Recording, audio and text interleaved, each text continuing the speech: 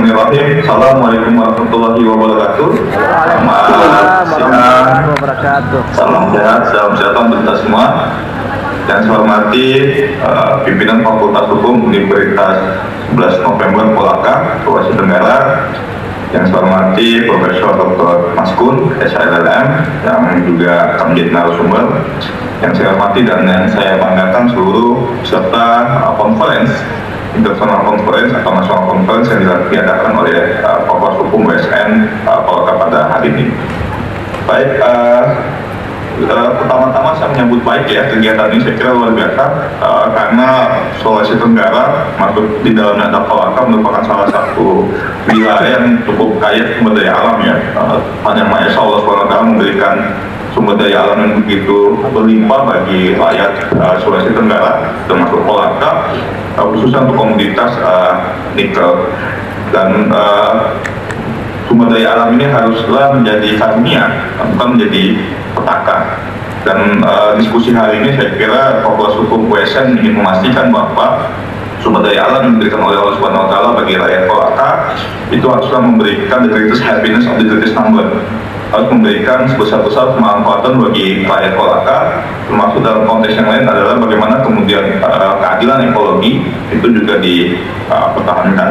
Jadi tema hari ini saya kira cukup baik sekali, dan posisi Fakultas Hukum USN dalam konteks ikut serta berpikir dan berpartisipasi aktif memikirkan bagaimana nasib pertambangan di Polaka khususnya dan di Sultra pada umumnya ini menjadi bagian penting dalam rangka memastikan bahwa ada sustainability development atau sustainability mining atau good mining practices bagi pengelolaan tambang di Polaka.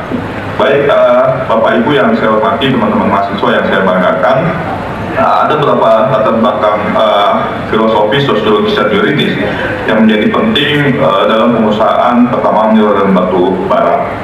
Yang pertama adalah dalam konteks konstitusi jelas bahwa di pasal 33 ya, ayat 2 dan ayat 3 Undang-Undang Dasar mengatur bahwa sumber daya alam mestilah dikuasai oleh negara untuk sebesar-besar kemakmuran rakyat. Lahirlah berbagai regulasi untuk memastikan bahwa pasal 33 Undang-Undang Dasar itu bisa diimplementasikan dalam konteks konkret, mulai dari undang-undang yang pasca reformasi Undang-Undang 4 tahun 2009 ya, sebagaimana telah diubah dengan Undang-Undang Nomor 3 tahun 2020, dan berbagai peraturan pelaksananya. Misalnya Undang-Undang Nomor 4 tahun 2009 melahirkan PP 22 tahun 2010 tentang wilayah pertambangan, PP 23 tahun 2010 tentang kegiatan usaha pertambangan mineral batu bara, kemudian PP 55 tahun 2010 tentang pembinaan dan pengawasan pertambangan minerba, termasuk PP 78 tahun 2010 tentang reklamasi pasca tambang. Artinya negara dalam konteks praktik berhukum secara normatif ingin memastikan bahwa kegiatan pengusahaan, ya, pembinaan dan pengawasan termasuk dalam konteks penegakan hukum itu diatur secara komprehensif dari A sampai Z. Regulasi yang tadi saya sebutkan itu bagian dari intervensi negara ya, dalam konteks memastikan bahwa sumber daya alam khususnya pertama mineral dan batu bara itu bisa kemudian sesuai dengan semangat Undang-Undang Dasar ya, khususnya pasal 33 ayat 2 dan ayat 3. Nah, kemudian dalam konteks praktik ya, ternyata pasal 33 ayat 2 dan ayat 3 yang memiliki ideologi kaitan dengan ideologi kemakmuran atau kaitan dengan welfare state, memastikan bahwa sumber daya alam itu menjadi sumber kapital bagi pemenuhan kesejahteraan rakyat. Dan praktiknya ternyata cukup dilematis karena ada berbagai macam masalah ya. Setidaknya ada 3 masalah yang kemudian muncul ya di paparan saya terkait bagaimana kemudian pengelolaan pertambangan dan batu bara ini menjadi masalah yang cukup kompleks. Yang pertama adalah kaitan dengan kerusakan lingkungan. Jadi suka tidak suka, mau tidak mau, memang pertambangan dan batu bara itu merusak ya, karena dia melakukan pembukaan terhadap bentang alam. Jadi lahan, hutan ditebang, lahan kemudian dikuras, kemudian dikeluarkan isinya untuk kemudian memenuhi kebutuhan baik industri maupun kebutuhan energi. Nah, hasil rusak lingkungan hidup ketika dilakukan kegiatan usaha pertambangan dalam batu bara. Dan karena itu makanya di Undang-Undang Minerba dan berbagai macam regulasi di sektor lain, misalnya di Undang-Undang 32 tahun 2009 ada skema bahwa misalnya reklamasi pasca tambang. Jadi setelah ditambang harus pula direklamasi dan pasca tambang. Bahkan ada PP-nya, tadi saya sampaikan PP 78 tahun 2010 tentang kegiatan usaha pertambangan di dalam batu bara.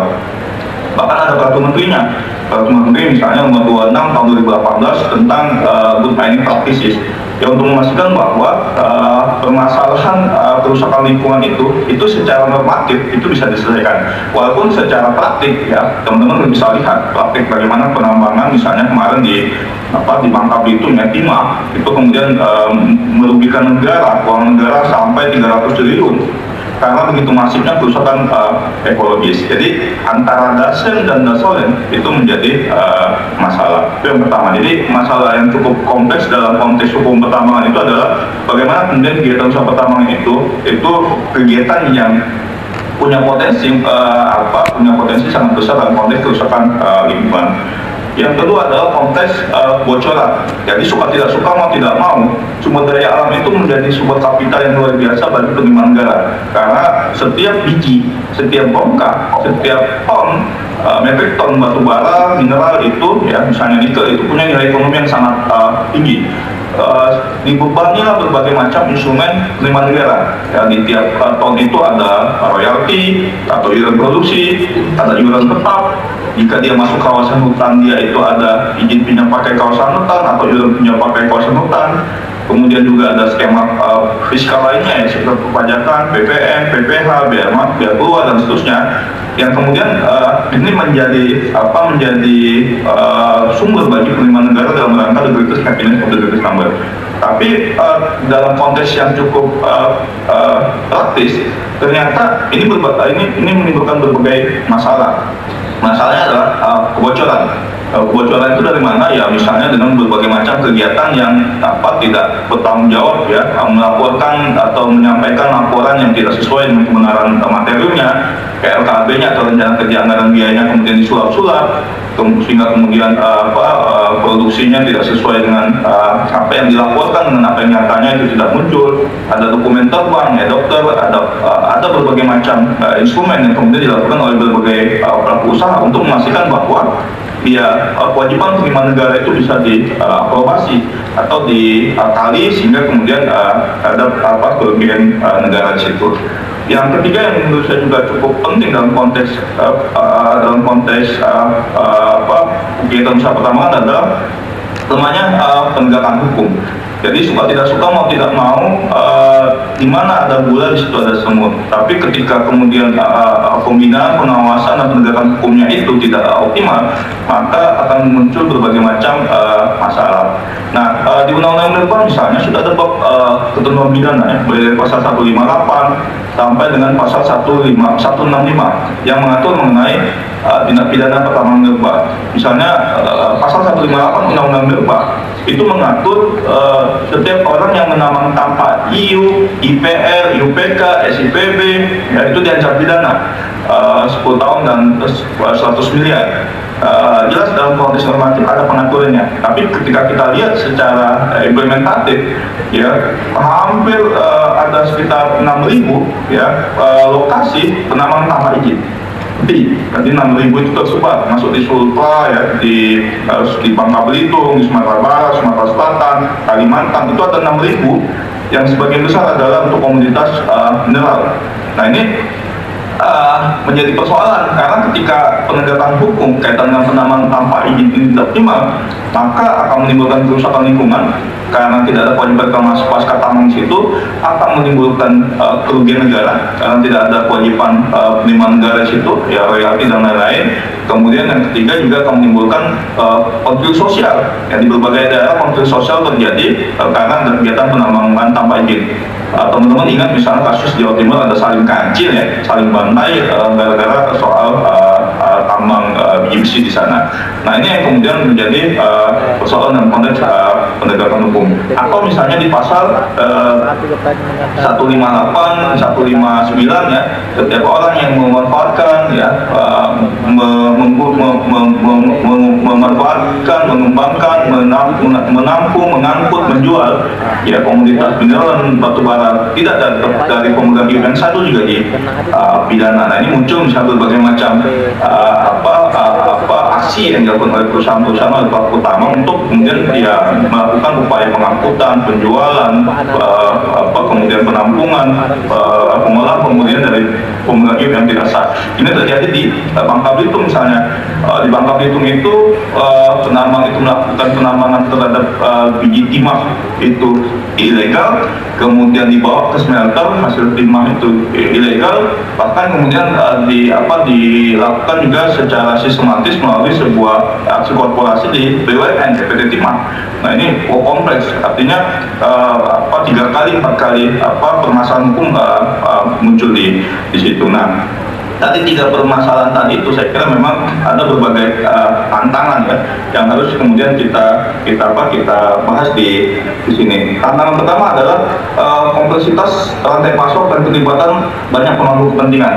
Teman-teman, dari hilir dan ke hulu itu paling tidak ada 9 kegiatan usaha pertambangan yang mulai dari studi kelayakan, survei pendahuluan, studi kelayakan, eksplorasi, kemudian konstruksi, penambangan, pengangkutan, penjualan, pengolahan, pemurnian. Ada lebih kurang 9 untuk kegiatan pengusahaan. Selanjutnya ada reklamasi dan pasca tambang 11. Nah, ini dari hulu ke hilir ini banyak kemudian elemen yang terlibat di situ. Di pasal 36 Undang-Undang Minerba sebenarnya negara menghendaki dari A sampai Z itu dilakukan oleh pemegang IUP. Jadi pemegang IUP itu mulai dari melakukan sendiri mulai dari survei pendahuluan sampai dengan reklamasi pasca tambang. Tapi kemudian semangat gotong royong dalam konteks kegiatan usaha tambang itu dibuka. Nah, di pasal 36 kemudian dibuka perusahaan tambang pemegang IUP itu bisa melakukan sebagian atau seluruhnya. Ya, sebagian atau seluruhnya dia sebagian atau kemudian seluruhnya dari A sampai Z. Nah, praktiknya ternyata ini lebih banyak yang kemudian dipecah-pecah. Bahkan kegiatan penambangan itu sendiri yang merupakan core bisnis dari kegiatan usaha pertambangan itu pun disebutkan. Akhirnya kemudian negara melalui undang-undang membentuk berbagai macam rezim. Ada IUJP, izin usaha jasa pertambangan, yang kemudian bisa menjadi perusahaan subkon dari A sampai Z, ya subkon reklamasi, subkon pasca tambang, subkon eksplorasi, subkon bahkan penambangan. Itu di Permen SDM nomor 7 tahun 2020 itu bahkan bisa disubkonkan kegiatan penambangan. Ya, walaupun di undang-undang mengatakan bahwa penambangan itu tidak boleh. Penambangan itu hanya untuk jasa konsultasi, perencanaan, dan pengujian saja yang dilakukan oleh IUJP, izin usaha jasa pertambangan. Tapi kemudian di Permen SDM nomor 7 tahun 2020 bahkan untuk pendapat aluvial ya itu bisa disubkonkan melalui IUJP kepada masyarakat sekitar. Belum lagi ada skema kerjasama dengan pemegang IUP angkut dan jual, pemegang IUP olah murni dan seterusnya. Nah, ini yang kemudian membuat rantai pasok ini cukup banyak ya, sehingga kemudian banyak potensi moral hazard yang dilakukan oleh entitas-entitas hukum ya. Belum lagi sampai ketika misalnya dia masuk ke pelabuhan, ada sah bandar di situ ya kan, kemudian di situ ada evaluator RKAB, kemudian di situ juga ada appraisal ya, ada KPI ya. KPI itu independen, CPI ya, competent person independent, yang menghitung cadangan dan sumber daya. Ini banyak nih entitas-entitas hukum yang kemudian ikut terlibat ya dalam konteks usaha pertambangan. Di satu sisi cukup baik karena ini gotong royong sehingga kemudian persebaran manfaat ekonomi itu bisa banyak, tapi di sisi lain ini potensi moral hazardnya juga cukup tinggi ya, potensi moral hazard. Dan ini ya ketika misalnya dievaluasi oleh KPK ya, dari hilir ke hulu ini celah-celah tindak pidana korupsi juga cukup tinggi. Nah, ini tantangan pertama. Jadi rantai pasok dan terlalu banyaknya elemen yang terlibat di situ itu menjadi tantangan dalam konteks implementasi. Kemudian tantangan yang kedua adalah kaitan dengan lemahnya koordinasi antar pemerintah atau instansi. Bapak Ibu dan teman-teman mahasiswa perlu ketahui bahwa sektor mineral batubara ini melibatkan banyak pihak. Ada Kementerian SDM yang merupakan pembina sektor pengusahaan mineral batubara, kemudian ada Kementerian Lingkungan Hidup ya, dan Kehutanan yang kemudian melakukan konteks perizinan lingkungan, termasuk pembinaan dan pengawasan, termasuk penegakan hukum ya bidang lingkungan hidup, termasuk ketika kemudian perizinan di sektor kehutanan ya juga muncul situ. Kemudian ada APH ya, APH aparat penegak hukum, mulai dari penyidik Polri ya, kaitan dengan misalnya tadi penambangan tanpa izin, PPNS yang ada di Kementerian SDM, bahkan termasuk misalnya konteksnya adalah kejaksaan ketika itu kaitan dengan misalnya tindak pidana khusus tipikor dan seterusnya. Kemudian juga di kementerian ya, itu kementerian koordinator pun ada kementerian koordinator bidang perekonomian ya, kaitan dengan bagaimana perekonomian, ada kementerian koordinator bidang investasi ya dan kemaritiman yang kemudian menjadi Menko di bidang koordinasi bidang SDM. Kemudian juga secara hierarkis ada dinas SDM ya, provinsi, dinas SDM pusat ya dan seterusnya. Ini banyaknya pemangku kepentingan di sektor ESDM ini, sektor mineral batubara ini, itu bisa kemudian menjadi salah satu bottleneck atau sumbatan yang kemudian menghambat ya bagaimana kemudian sustainability development atau good mining practices itu bisa terjadi, karena ya tadi itu lintas sektoral, ego sektoral, kemudian membuat ya tadi itu tidak bergerak. Misalnya ketika terjadi penambangan tanpa izin atau peti illegal mining, itu undang-undang mengatakan di pasal 158 satu-satunya entitas yang bisa melakukan penegakan hukum adalah Gakum, APH. Nah, APH itu ada dua, ya, ada polisi, ya, ada kemudian PPNS. Nah, ini kemudian menjadi soal hukum dalam konteks penegakan hukum. Yang selanjutnya adalah masalah selanjutnya menurut saya adalah kaitan dengan selain kompleksitas, kemudian juga partisipasi dari masyarakat sekitar tambang. Kita perlu ketahui Bapak Ibu, bukan tidak suka mau tidak mau, sumber daya alam itu dikaruniakan oleh Tuhan, Allah Subhanahu Wa Taala itu pada masyarakat yang berada di lokasi itu, di bumi yang dia pilih. Ya, bukan dari kami orang Jakarta, bukan orang-orang China yang jauh dari sana itu orang Tiongkok, bukan orang India, ya, bukan orang manapun, tapi Allah Subhanahu Wa Taala itu memberikan nikel itu bagi rakyat Kolaka. Kenapa tidak diturunkan di Sumatera Selatan? Kenapa tidak diturunkan di Kalimantan, tapi diturunkan di Sultan? Karena itu menjadi berkah ya, karunia bagi rakyat Sulawesi Tenggara. Tetapi di awal saya sampaikan ini berkah bisa dipetaka ya, ketika kemudian ekspansi besar-besaran dilakukan oleh misalnya oleh entitas di luar Sultan. Kemudian yang kedua keterlibatan atau partisipasi dari Kolaka juga tidak maksimal. Padahal di Undang-Undang Minerba itu dimungkinkan ada skema ya bahwa izin usaha pertambangan itu atau bahkan IPR itu pemohonnya itu bisa koperasi ya, bisa perorangan ya. Kalau saya misalnya sumpamanya saya di garis tangan saya ditakdirkan oleh Allah Subhanahu Wa Taala menjadi kepala daerah, jadi gubernur, maka yang saya berikan izin pertama kali itu adalah masyarakat di desa, koperasi ya, satu desa, satu koperasi, satu IU. Ya, ada kemudian rakyat lah yang sejahtera, ya, mereka memusnahkan sumber daya alamnya dengan badan hukum koperasi, sehingga bukan PT yang kapitalistik karena penguasaan sumber daya itu ada di pemegang saham, tapi ada di koperasi sebagai usaha bersama. Dan saya akan perintahkan dinas SDM ya untuk melakukan pengawasan ya, dan saya akan perintahkan juga bank-bank daerah, misalnya saya Gubernur Sumatera Selatan, saya akan perintahkan Bank Sumsel untuk kemudian melakukan pembiayaan terhadap koperasi-koperasi ya, agar kemudian rakyat yang makmur. Nah, skema ini saya kira memang politik hukum ini menjadi PR ke depan ya, karena IUP itu dia harus lelang ya, karena ini komunitas nikel.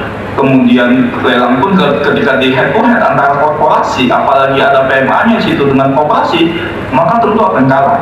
Nah, ini peran negara ya, pemerintah maupun pemerintah daerah untuk memastikan bahwa the greatest happiness of the greatest number ya, rakyatlah yang kemudian harus menjadi penguasa terhadap sumber daya alam itu, sehingga bisa memberikan sebesar-besar kemakmuran rakyat. Nah, dalam konteks yang cukup implementatif ya, saya kira kalau dalam konteks lapangan atau berpihakan terhadap perizinan yang diberikan kepada entitas rakyat, baik itu koperasi maupun maupun perseorangan, itu cukup minimalis.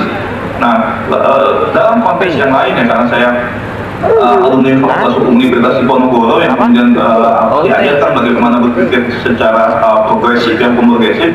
Saya kira memang penegakan hukum berbasis pada pendekatan hukum progresif itu bisa menjadi cara ya atau tools dalam konteks bagaimana kemudian penegakan hukum di bidang pertambangan mineral batu bara yang kemudian mengedepankan sustainability. Misalnya bagaimana kemudian hukum progresif itu ya, dalam konteks pemikiran Dr. Harjo mengedepankan penafsiran hukum yang berbasis pada resiko terhadap dinamika sosial. Jadi ini kepentingan sosial lah yang kemudian menjadi menjadi user dalam konteks pembangunan terhadap hukum. Jadi hukum untuk manusia, bukan manusia untuk hukum. Ya, meskipun misalnya undang-undangnya itu mengatur bahwa harus lelang dan lelang itu kemudian pasti akan dimenangkan oleh korporasi, tapi kemudian itu tidak bisa merespon dinamika sosial. Ya, rakyat lah yang kemudian harus kaya raya dari karunia Tuhan pada sumber daya alam yang diwariskan. Maka bagaimana merespon dinamika sosial itu ya? Hadirlah kemudian regulasi-regulasi ya, atau kemudian dalam konteks yang lain misalnya diskresi ya sepanjang dia good faith, no conflict interest, independen dan intelligent ya, diskresi yang kemudian mengedepankan pada kepentingan hukum yang berbasis kepada ya kemakmuran, ya kesejahteraan dan kebahagiaan bagi rakyat. Karena sejatinya hukum itu adalah hukum yang membahagiakan rakyatnya. Jangan kemudian ketika rakyat tambang itu dipidana gitu kan, gali-gali padahal itu karunia Tuhan, tapi sedangkan aktivitas lain dipermudah untuk mendapatkan kejian berusaha gitu. Tidak, harusnya ya rakyat difasilitasi agar kemudian rakyat dulu lah yang kemudian mendapatkan kejian berusaha. Ya, bagaimana caranya? Bisa rakyat sendiri ya melalui koperasi-koperasi atau bahkan misalnya ya melalui kolaborasi ya silakan entitas-entitas swasta itu bergabung, tapi kemudian harus bermitra dengan partner lokal yaitu koperasi. Itu yang pertama. Yang kedua adalah pelindungan hukum ya, dalam konteks pelindungan hukum ya hukum progresif berfungsi untuk melindungi kepentingan rakyat dan lingkungan hidup. Jadi dalam konteks pembangunan berkelanjutan itu kan kita paham persis bahwa setiap bongkar sumber daya alam itu ada 3 kepentingan yang kita lindungi. Yang pertama adalah kepentingan ekologi, yang kedua kepentingan ekonomi, yang ketiga adalah kepentingan sosial. Jadi setiap bongkar nikel, setiap ton biji nikel itu ada 3 kepentingan yang harus kita, ada hak yang harus kita bela. Yang pertama adalah hak lingkungan, yang kedua adalah hak sosial, yang ketiga adalah hak ekonomi. Ya, selama ini yang diperlukan hanya hak ekonomi, ya, ekonomi semata yang kemudian dipertimbangkan, tapi menegasikan kepentingan lingkungan dan sosial. Nah, hukum progresif yang menginginkan ada keseimbangan antara 3 hak ini ya, hak lingkungan, hak sosial dan hak ekonomi. Bahkan hak ekonomi itu ya dalam konteks saya itu kasarnya paling benar. Yang pertama adalah hak lingkungan, karena ini menyangkut dengan hajat hidup paling banyak. Jadi lingkungan ini ketika rusak maka ada eksternalitas negatif yang ditimbulkan ya, eksternalitas negatif yang ditimbulkan tentu akan membahayakan keberlangsungan hidup manusia dan makhluk hidup yang ada di bumi ini. Jadi lingkungan itu adalah yang utama. Yang kedua adalah kepentingan sosial. Bagaimana kemudian masyarakat di sekitar wilayah tambang itu yang paling berhak pertama-tama, yang paling mendapatkan prioritas dalam konteks manfaat sumber daya alam itu. Ya tidak kemudian dibawa ke Jakarta, gitu, dibawa ke Tiongkok, dibawa ke India, dibawa ke Australia. Ya tidak memberikan manfaat yang banyak ya dalam konteks sumber daya alam. Tapi begini Pak, misalnya ketika sumber daya alam itu di banyak penambang itu yang datang, hotel tumbuh, kemudian kuliner tumbuh, penerbangan tumbuh, itu hanya dampak. Eksternalitas positif yang minimalis, eksternalitas positif yang maksimalis itu adalah bagaimana sumber daya alam itu yang kemudian memberikan manfaat pertama ya, bagaimana nikel itu kemudian memberikan manfaatan pertama. Baru yang ketiga adalah kepentingan ekonomi, kepentingan penerimaan negara yang melalui pajak dan seterusnya. Yang ketiga adalah pendekatan yang fleksibel. Jadi salah satu karakter hukum progresif itu adalah lentur. Jadi tidak seperti hukum positif itu hukum yang kaku ya, yang bisa patah dia. Jadi pilihannya adalah dia tegak atau kemudian patah. Nah hukum progresif itu kan dia itu dinamis, ya fleksibel. tuannya siapa? Tuannya adalah ya tadi, dalam konteks ini adalah ya manusia ya. Jadi ketika hukum itu tidak sesuai dengan kepentingan manusia, maka hukum sebagai hambanya manusia itu harus kemudian takut pada manusia, bukan kemudian manusia harus menjadi hambanya hukum. Apa yang diatur oleh hukum, suka tidak suka, mau tidak mau, secara normatif ya, secara legisme dia deduktif, kaku ya, logikanya matematis gitu kan, premis mayor, premis minor konklusi, nggak gitu. Jadi pendekatannya adalah pendekatan ya tadi kebahagiaan. Makanya Prof. Sakito Raharja mengatakan adalah hukum yang baik adalah hukum yang membahagiakan. Ya, di bukunya kalau teman-teman baca itu ada hukum yang membahagiakan rakyat. Jelas bahwa kepentingan hukum itu adalah ya tadi dia harus kemudian pendekatan fleksibel. Ketika regulasi di bidang sektor minerba konteks penegakan hukum misalnya ya cukup keras, brutal pada rakyat, maka ya bagaimana kebrutalan terhadap rakyat dalam konteks penegakan hukum itu bisa dimitigasi. Ya rakyat ya menanam harus secara legal dengan menggunakan instrumen-instrumen perizinan yang sah ya, dengan kemudian pendekatan-pendekatan yang prioritas. Kemudian prinsip-prinsip hukum progresif yang dapat diterapkan dalam konteks penegakan hukum yang pertama adalah dia mengutamakan keadilan substantif ya, bukan prosedural ansih ya. Jadi tidak kemudian berbelit-belit, kaku, tapi bagaimana yang dicari itu adalah keadilan substantif ya, secara material ya. Prosedural penting, tapi ketika prosedural itu menegasikan keadilan yang substantif, maka ya dia dianggap hukum yang melukai ya. Yang paling baik itu adalah di antara substantif dan prosedural itu sama-sama sejalan. Tapi ketika terjadi spannung by harness ya, terjadi perbenturan antara kepentingan hukum prosedural dan kepentingan hukum substantif ya, maka kepentingan hukum substantif lah yang menjadi utamakan. Yang kedua adalah aktif hakim dan penegak hukum. Nah, Bapak Ibu, godaan terbesar bagi aparat penegak hukum dalam konteks pengawasan kegiatan usaha pertambangan itu adalah kapital. Ya, ini kalau kemudian kita nggak kuat-kuat iman yang aparat penegak hukumnya, itu bisa sangat mudah digoyah, ya sangat mudah digoda oleh para pemilik kepentingan, para pemilik modal untuk memastikan bisnis mereka yang penuh dengan moral hazard tadi itu bisa lurus-lurus saja. Nah, ini yang pentingnya tadi itu adanya peran aktif hakim dan aparat penegak hukum yang punya integritas ya. Jadi dia harus punya dua kecerdasan intelektualitas ya. Artinya dia memahami bagaimana hukum pertambangan itu bekerja secara normatif, dan dia harus punya kecerdasan kalau mau ujian, ya, dia harus memastikan kalau dia salah langkah ya dalam rangka penegakan hukum, maka ini akan terjadi bencana ekonomi. Ya, dia akan ada kebocoran keuangan negara, akan ada konflik sosial, akan ada kerusakan lingkungan dan sosial. Maka dia harus tegak lurus memastikan bahwa setiap pelanggaran terhadap hukum sumber daya alam, hukum minerba, maka dia harus kemudian ya bekerja ya secara dengan penuh integritas. Karena kalau dia sudah masuk angin, maka ini membahayakan dalam konteks kepentingan ya tadi, kepentingan ekologi. Nah, bagaimana ke depan? Ya saya kira pertama kolaborasi dan koordinasi ya. Saya sempat mengusulkan misalnya dalam rangka penegakan hukum minerba itu harus buat misalnya ya dirjen sendiri di Kementerian SDM, dirjen Gakum.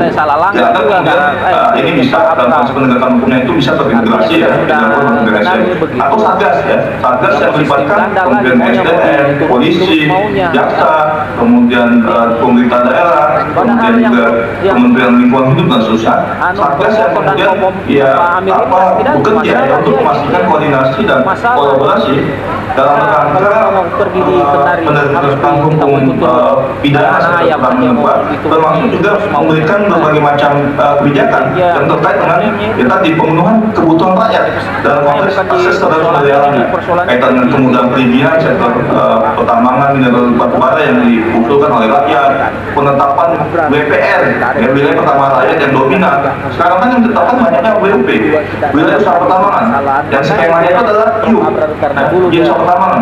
Coba misalnya kita berikan persentase WPR wilayah pertambangan rakyat ya, agar IPR itu bisa muncul. Nah, misalnya ya skemanya 50 WUP, kemudian 30 WPR dan 20 WPN. Nah, itu skema yang menurut saya cukup fair. dalam konteks memastikan keterlibatan pelajar dalam kegiatan usaha pertama bisa maksimal. Kemudian peningkatan kapasitas ya, teman-teman mahasiswa, ini juga PR bagi kita ya. Penyakit bangsa ini adalah seringkali banyak orang cerdas secara intelektualitas tapi cerdas moralitas. Itu dua-duanya membahayakan ya. Dia bolehlah pintar, tapi ketika moralitasnya hancur, maka kepintaran dia akan kemudian menjadi korban ya, atau menjadi moral hazard dalam rangka ya menghancurkan bangsa. Yang kedua adalah dia punya kecerdasan moralitas tapi tidak punya kecerdasan intelektualitas. Dia jujur, amanah, istiqomah, patona ya, sidik, amanah, patona gitu kan, tapi kemudian dia nggak patona ya, dia amanah, dia sidik tapi nggak patona, bahaya. Jadi dia akan menjadi ya orang-orang yang ya tadi akan dibodohi, akan kemudian di pemikiran akan dianiaya, akan dijerumuskan khususnya. Maka bagi teman-teman mahasiswa ya, kita harus menjadi insan yang cerdas secara intelektualitas ya, kapasitas pemikiran kita bagus, banyak membaca, banyak mendiskusi, ya banyak berdialektika, tapi kemudian kita punya kecerdasan kecerdasan moral. Nah ini kemudian dalam konteks peran negara atau peran pemerintah dalam konteks hukum progresif untuk memitigasi penegakan hukum yang pernah kegiatan kejahatan di sektor minerba bisa diminimalis. Kemudian masuk reformasi peraturan. Undang-Undang 4 tahun 2009 bagaimana telah diubah dengan Undang-Undang 3 tahun 2020, yaitu bagian dari reformasi peraturan yang cukup baik menurut saya. Tapi ada beberapa pasal yang menurut saya juga ya perlu direformasi. Misalnya kaitan dengan bagaimana kontrak karya atau PKP 2B yang berakhir yang kemudian dilanjutkan dengan UPK UPK perpanjangan kontrak atau perjanjian itu bisa memberikan kemanfaatan yang banyak ya. Bagaimana kemudian dia melakukan hilirisasi ya, dia melakukan pemanfaatan pengembangan batu bara untuk gasifikasi. Nah ini juga menurut saya dalam konteks teknis itu juga cukup penting diatur. Kemudian prioritas publik dan lingkungan ya, ingat teman-teman, negara dibentuk itu untuk apa? Yang pertama dalam konteks ya pembukaan undang-undang dasar adalah memberikan kesejahteraan umum. Siapa kesejahteraan umum itu? Ya, rakyat. Nah, jadi rakyatlah yang kemudian menjadi subjek hukum, menjadi nomor adresat yang harus diutamakan ya. Rakyat yang mana? Rakyat yang sebanyak-banyaknya, the greatest happiness of the greatest number. Jadi ketika rakyat ada membuat usaha melalui koperasi itu harus diutamakan dibandingkan korporasi-korporasi. Ketika rakyat ingin menambang maka diutamakan dia mendapatkan IPR dibandingkan keluar lagi tadi skillnya saya dengar ini. Penting. Nah, hanya teman-teman saya kira ada yang saya dengar tadi tuh. Selamat pagi. Kayaknya ada itu dari Freddy kayaknya punya itu. Seperti kasus Tima ya, itu kan saya menjadi ahli ya dari Kejaksaan Agung dalam untuk tersangka dan sekarang lagi proses peradilan ya, Hakim dan kawan-kawan, istrinya suaminya Sandra Dewi, untuk 22 tersangka saja ahlinya. Dari berbagai macam persidangan yang saya ikuti sebagai ahli di perkara PT Timah ini dan perkara-perkara lain yang banyak, mungkin ratusan perkara yang sudah saya ikuti khusus untuk kasus pidana. Itu menurut saya yang cukup penting itu adalah kaitan dengan integritas dari dua elemen yang penting. Yang pertama adalah pemberi izin, yang kedua adalah dalam konteks aparat penegak hukum. Nah, pemberi izin ini itu potensi moral hazard cukup tinggi. Ya, ketika dia transaksional, ketika kemudian dia itu kolusi, nepotis dan koruptif, itu akan membahayakan. Ya, karena tambang itu kan dia high cost, high risk dan high tech. Jadi nggak bisa diberikan kepada orang sembarangan, diberikan kepada keluarganya, diberikan kepada entitas yang baru didirikan tapi tidak punya pengalaman, dia akan membahayakan. Maka si aktor pemberi izin itu harus punya moralitas yang tinggi untuk memastikan ketika dia memberikan izin kepada subjek hukum tertentu, maka harus pastikan subjek hukum itu layak administratif, layak secara teknis, layak secara finansial, dan layak secara lingkungan. Jadi kelayakan itu cukup penting untuk memastikan ketika dia melakukan kegiatan penambangan, dia akan melakukan kegiatan penambangan dengan kaidah pertama yang baik atau good mining practices atau sustainability mining. Ya, nah sebagian besar ya, saya melihat bahwa perizinan itu bermasalah. Ya, cacat administratif, cacat teknis, cacat finansial, dan cacat lingkungan. IU-nya diberikan, AMDA-nya nyusul. Bahkan ada perusahaan yang diberikan tapi tidak punya geologis, dia tidak punya kapasitas permodalan sustainable baik. Nah, yang kedua adalah APH. Ketika izin sudah diberikan, maka APH itu cukup penting untuk memastikan bahwa ya tidak ada pelanggaran atau kejahatan di sektor pertambangan batubara. Tidak ada peti, tidak ada kegiatan penampungan ilegal, tidak ada kegiatan LKAB palsu, tidak ada kegiatan pemberian izin tidak sesuai undang-undang minerba, tidak ada kegiatan banyak yang diatur di undang-undang minerba. Nah, kalau dua entitas ini menurut saya cukup baik, maka ya saya berkeyakinan ya sektor mineral dan batubara kita itu sektor yang kemudian bisa memberikan the greatest happiness of the greatest number, ya kesejahteraan bagi sebanyak-banyaknya rakyat, kemudian memberikan keberkahan ya bagi masyarakat yang ada di sekitar wilayah tambang. Itu saja Mbak Moderator dari saya, mungkin nanti bisa kita lanjutkan ke diskusi. Bila di topik hidayah. Assalamualaikum warahmatullahi wabarakatuh. Kita berikan aplaus dulu kepada pemateri kita, Bapak Dr. Ahmad Reddy. Baik Bapak, terima kasih untuk pemaparan materinya. Sekarang kita lanjutkan kepada pemateri kedua, Bapak Profesor Dr. Maskun SHLM. Saya persilahkan.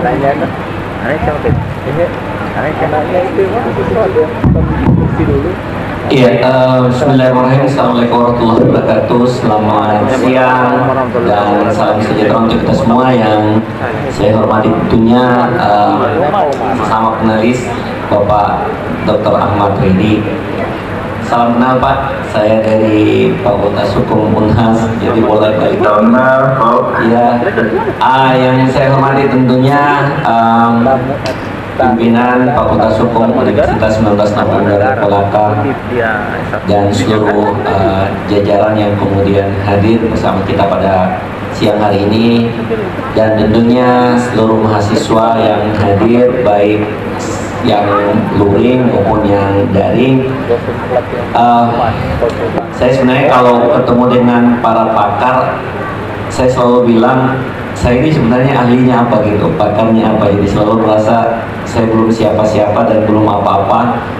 Dan sekali lagi kepakaran saya memang bukan pada hukum pertambangan seperti beberapa panelis yang sudah hadir termasuk Pak Dr. Ahmad Reddy. Jadi intinya ini adalah sebuah proses belajar, maka mari kita belajar bersama-sama dan mudah-mudahan kita bisa saling melengkapi dari sisi pengetahuan. Next. Hari ini saya akan berbicara, saya akan coba untuk memaksimalkan waktu di kurang lebih 25-30 menit karena supaya masih ada sisa waktu untuk kita berdiskusi, karena ada kemudian beberapa isu strategis kemudian yang penting untuk kita diskusikan.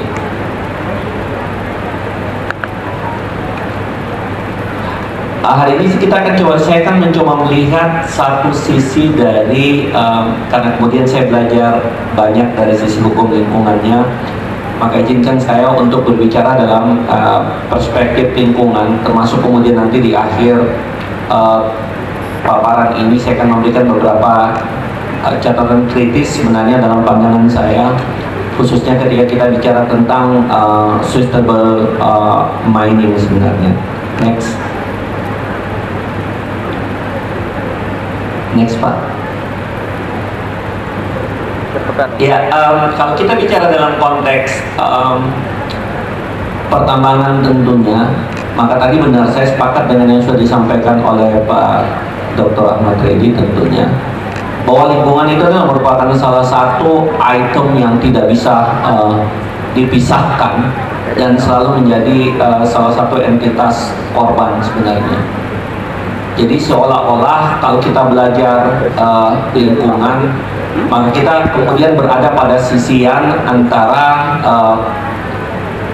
mereka yang kita sebut dengan environmentalism dan mereka yang hari ini hidup di sisi lain yang kita sebut dengan developmentalism.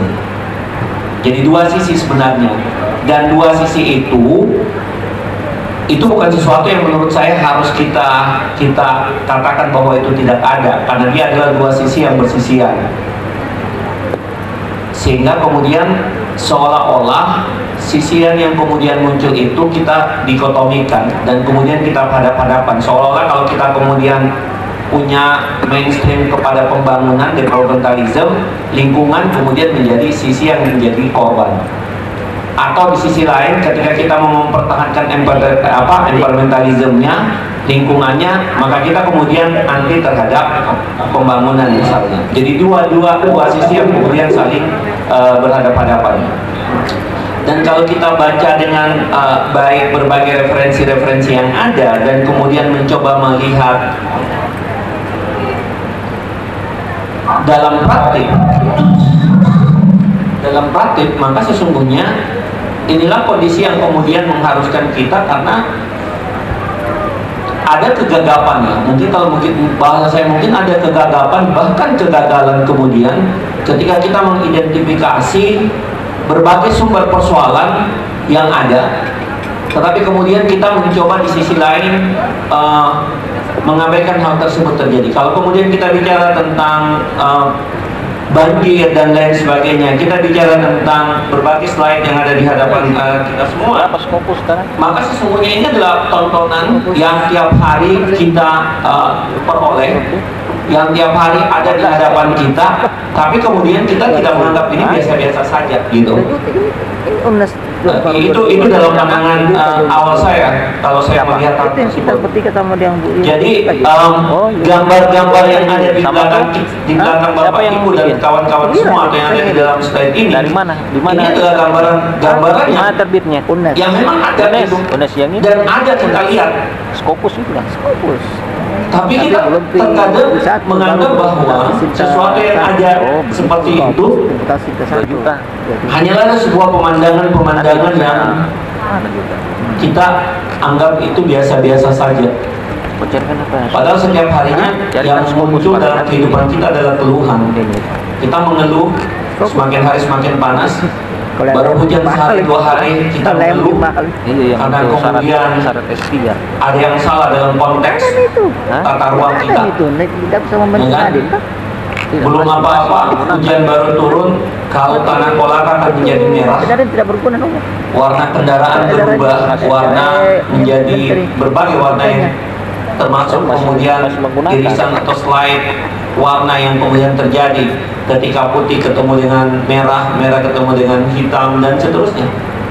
Atau kalau Bapak Ibu misalnya yang ada di Kolaka ini, kalau saya tadi mencoba melihat dari arah bandara ke kota, pandangan saya sebenarnya bukan ke sisi pandangan saya justru ke sisi pantai, karena kemudian kita melihat lumpur yang ada lumpur yang berwarna hitam, beberapa meter kemudian dia warnanya merah, beberapa meter kemudian warnanya, dan kemudian dia menjadi warna-warni. Sayangnya itu bukan lagu masalahnya, itu lumpur. Dalam perspektif lingkungan itu akan kemudian banyak akibatnya. Sementara di satu sisi masyarakat kita adalah masyarakat yang mau tidak mau punya kebiasaan, salah satunya adalah menikmati makanan-makanan ala laut misalnya seperti itu. Kan jadi dia berada pada satu lingkaran yang kemudian terjadi. Next. Sehingga kalau kemudian saya melihat sedikit yang saya ingin sampaikan, karena sebenarnya poin-poinnya ada di belakang dari presentasi ini, maka kalau kita bicara dalam konteks pertambangan sebagai sebuah bagian, Sulawesi ini kan sekarang menjadi Sulawesi adalah tempat yang sangat seksi. Selain Kolaka ada Konawe Utara, Konawe Selatan, Konawe misalnya, kemudian ke sebelahnya ke Sulawesi Tengah dan seterusnya. Ini adalah sebuah tontonan yang kemudian betapa kita sadari bahwa itu ada, tetapi ketika kita return kepada kita semua, maka ya sama saja jawabannya. Masyarakat kita tetap saja tidak sejahtera, anak-anak kita yang sementara kuliah tetap berjibaku dengan persoalan UKT misalnya, karena lack of scholarship. Orang mau biaya sekolah, para perusahaan-perusahaan besar nggak bisa menyiapkan scholarship yang besar untuk teman-teman semua. Kita malas-malas selesai. Ya kan? Jadi kita Padahal harusnya juga dampaknya masih biasa. logikanya harusnya mengatakan bahwa ketika kita berada di wilayah seperti Kolaka dan seterusnya, harusnya kita semakin sejahtera. Harusnya. Tapi kan kemudian problematikanya bukan di situ. Jadi konstitusi, bagaimana kemudian konstitusi mensyaratkan hal tersebut dan memberikan penekanan dalam konteks kepemilikan pasal 33 dan seterusnya. Dan ketika kita kontekskan kemudian di area yang kita sebut hari ini sebagai sustainable mining misalnya, dengan berbagai istilah-istilah yang kita kemas sehingga kemudian kelihatannya seksi, juga kemudian tidak kemudian menjamin bahwa kehidupan yang akan datang akan lebih baik. Kenapa itu kemudian terjadi, teman-teman dan Bapak Ibu semua? Karena kehidupan hari ini bukan kehidupan generasi kita. Ini bukan milik generasi kita. Dalam perspektif lingkungan, saya bilangnya bahwa ada kewajiban kita untuk menjamin inter dan antar generasi. Kita harus mikirin bahwa hari ini yang menikmati bukan hanya kita yang sementara hidup. Ada anak-anak kita, ada anak cucu kita, ada cucu cicit dan seterusnya. Pertanyaannya kemudian, apakah kemudian kita akan mewariskan mereka yang tadi disampaikan oleh saya sepakat dengan Pak Dr. Ahmad Reddy. Apakah kemudian kita akan menyisahkan mereka duka? Berapa banyak air mata yang kita harus simpan untuk sebuah tangis yang akan terjadi 20-30 tahun ke depan? Atau apakah kemudian kita akan hidup dengan tangis, dengan air mata yang mungkin sebentar bukan lagi berkeluarnya menjadi tetes air mata, tapi menjadi tetes darah? Perspektifnya harus seperti itu. Sehingga ketika kita bicara dalam konteks hukumnya, juga pada saat yang bersamaan kita akan bicara dalam konteks polisinya, kebijakannya, next. Sehingga kalau kita lihat dalam berbagai next lagi di pengaturan, kalau kita lihat di dalam konteks instrumen pengaturan, selalu kita bilang apa yang salah dari kita mencoba melakukan kritik dan kemudian memberikan kebaruan, perubahan terhadap undang-undang atau produk hukum yang kita lahirkan, ya kan? Undang-undang 3, Undang-undang 4 2009, 32 tahun 2009, 25 tahun 2007, 40 2007, 6 2023, PP 96 2003 yang kemudian diubah dengan PP 25 tahun 2004 dan seterusnya. Apalagi yang kemudian kurang kalau kita bicara dalam konteks norma? Sudah banyak. Harusnya dengan norma yang tertata rapi, kan harusnya dia memberikan impact return yang baik. Jadi kalau kemudian kita bicara dalam konteks lingkungan secara umum, dan kemudian hari ini kita diskusi tentang mining di dalam konteks hari ini, maka sebenarnya nggak ada lagi yang perlu kita khawatirkan. Kita fine-fine saja gitu, baik-baik saja bahwa pertambangan itu dilaksanakan dan dia tidak akan mengganggu dan meluluhlantahkan lingkungan misalnya. Idealnya kan harusnya begitu. Karena norma terus kita perbarui waktu demi waktu, walaupun kemudian yang persoalannya bukan di situ menurut saya. Persoalannya karena kita inkonsistensi. Jadi kita tidak konsisten bersepakat untuk menyelamatkan generasi yang akan datang menurut saya di perspektif lingkungan yang saya pahami. Untuk semua isu yang kita hadapkan ataupun yang kita dihadapkan. Dan ini yang menurut saya yang harusnya bisa dilihat sebagai beberapa hal yang kemudian menarik untuk teman-teman atau adik-adik mahasiswa kemudian memiliki atensi yang lebih banyak untuk itu. Mungkin di akhir sebentar saya akan memberikan beberapa catatan penting untuk melihat hal tersebut next. Di area kebijakan sebenarnya, moderator diingatkan saja seperti 30 menit ya. Di area kebijakan menurut saya ada beberapa hal yang paling penting untuk kita lihat dalam konteks bagaimana lingkungan hidup di Indonesia itu harus dilakukan. Teman-teman semua, Bapak Ibu yang saya hormati, sebentar lagi kita akan menghadapi satu COP29. Sebagai kelanjutan COP 26, 27, 28 terakhir kemarin di Mesir dan COP 29. Konteksnya tetap sama. Kita bicara dalam konteks krisis iklim. Tadi yang kita bicara tentang environmental justice, kita bicara tentang social justice dan seterusnya. Pada akhirnya itemnya kalau menurut saya bincangnya ada pada satu hal. Kita sekarang berada di sisi kita krisis iklim. Dan itu fakta. Karena Kita tidak bisa berdiskusi terlalu banyak, tetapi yang kita butuh adalah action. Apa yang kita harus lakukan dengan kondisi hari ini? Ya kan? Jadi kalau kemudian mining ada dan kemudian kita berjalan dari arah bandara, hampir nggak ada lagi pohon mangrove jadi yang menghambat, yang internasional di Unhas mengkalter atau mentaming Rumi Hasdin pergi dengan laut Eka punya kegiatan ke daratan. dekat itu mau masuk. Hampir Karena habis. kita mau pergi di Unhas. Padahal kalau kita bicara dalam konteks lingkungan, mangrove itu adalah tumbuhan yang bisa menyerap CO2 paling efektif hari ini. Makanya kenapa kemudian ada Peatland Convention dan seterusnya. Kenapa kemudian di tahun 1990-an orang bicara tentang kenapa harus membangun, menghidupkan, menanam kembali mangrove. Karena penelitian mengatakan bahwa yang bisa menyerap banyak CO2 yang kita produksi, salah satunya dari nafas, dari produksi yang dihasilkan oleh manusia adalah mangrove. Bukan tumbuhan lain bisa, tapi sedikit. Ingat, sekarang jumlah manusia itu lebih banyak daripada, jadi kita butuh oksigen banyak, tapi penyedia oksigennya sedikit, ya kan? Kita butuh menghasilkan setiap saat CO2 yang menyerap siapa? Yang mau mengabsorb siapa? Maka kita butuh mangrove yang kalau kita baca sejarahnya di 1950 dan 80 mangrove di hampir semua mangrove yang ada di dunia, utamanya di Indonesia, habis. Kenapa? Untuk argumentasi tambang. Sekali lagi sisinya bicara dari side ekonomi, ya kan?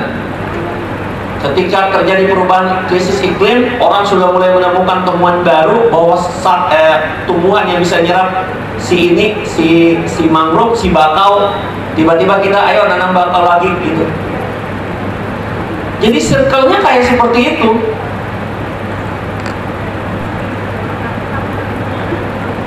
Jadi kalau kita bicara dalam konteks status pelestarian lingkungan hidup, Bapak Ibu dan teman-teman semua, kita bicara tentang status kecenderungan kualitas lingkungan hidup, maka kita harus bilang, kita harus akui bahwa kualitas lingkungan hidup hari sekarang ini tidak sementara baik-baik saja.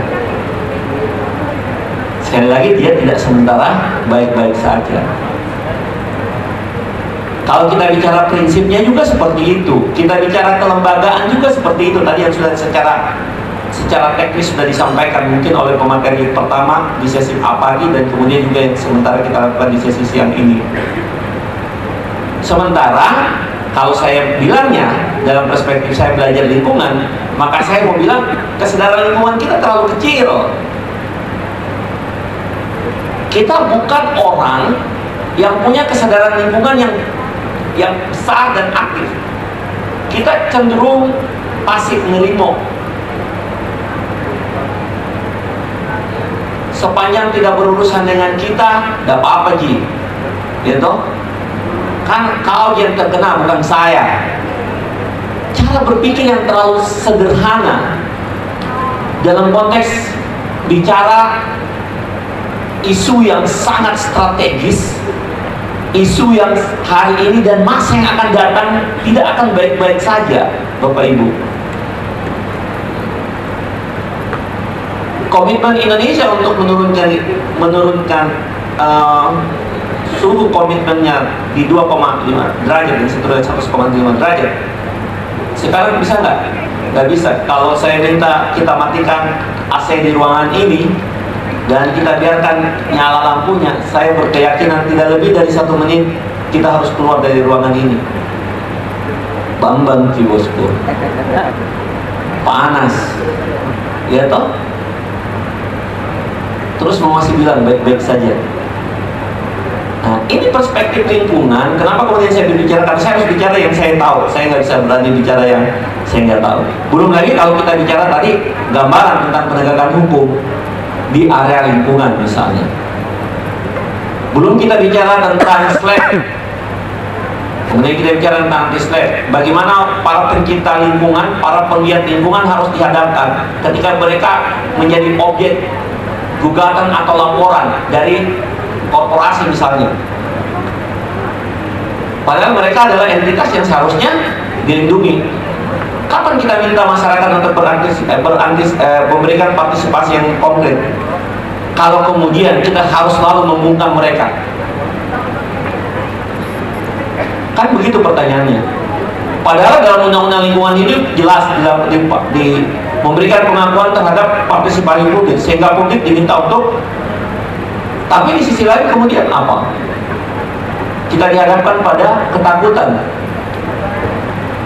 Makanya orang yang menjadi aktivis-aktivis lingkungan harus punya nyali 12. Nggak boleh punya nyali 1, nggak punya nyawa 1, harus punya nyawa banyak. Karena seperti itu Bapak Ibu yang kita hadapi.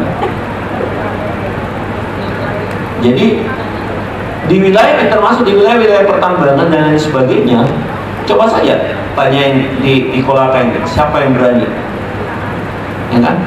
Sebentar kita bicara anti-SLAP-nya seperti apa. Next. Nah, sehingga kalau kita bicara dalam konteks itu, maka kita butuh kebijakan. Jadi kalau menurut saya bukan hanya sisi hukumnya, tapi sisi kebijakannya.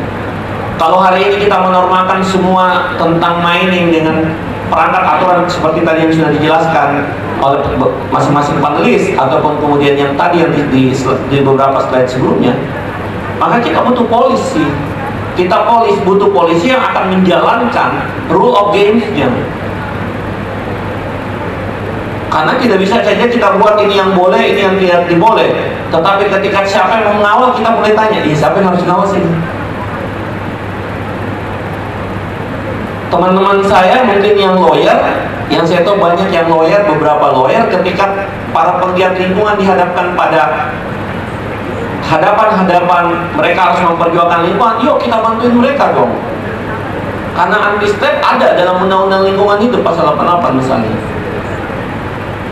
Tapi kenapa kemudian teman-teman Walhi dan kawan-kawan saya misalnya, kalau di Makassar ada Blue Forest, ada Yayasan Konservasi Laut dan lain sebagainya, ada teman-teman saya di Jakarta dan lain seterusnya.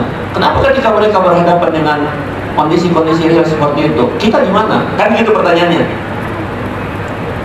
Kita biarkan mereka berjuang sendiri, padahal yang mereka perjuangkan menurut saya adalah yang tadi, yang dicerita tentang inter dan antar generasi sebagai sebuah prinsip, sustainable development sebagai sebuah prinsip, common liberation, banyak banget prinsip.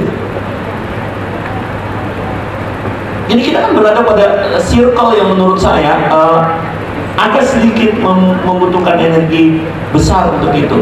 Next saja saya langsung ke poin kritis supaya saya bisa selesai di 14.30. Kita sisakan 30 menitnya.